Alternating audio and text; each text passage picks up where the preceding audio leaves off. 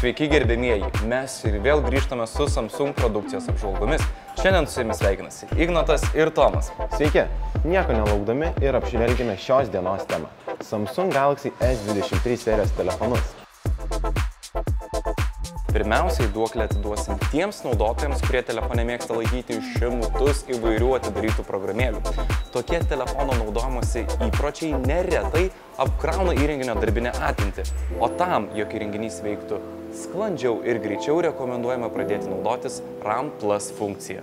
RAM Plus galime rasti nuėję į nustatymus, akumuliatorius ir įrenginio priežiūro atmintis. Paspaudę ant RAM Plus galime pasirinkti, kiek gigabaitų norėtumėte pasiskolinti iš telefono vidinės atminties ir paversti ją virtualia atmintimi. Būtent šie paprasti veiksmai leis jūsų telefonai neapsikrauti ir lengviau suvirškinti visą jūsų atidarytų programų paketą.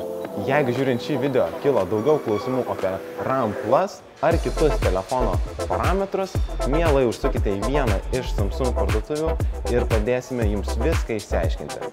Tad sakom, ačiū, jog žiūrėjot ir iki kitų susimatymų. Iki!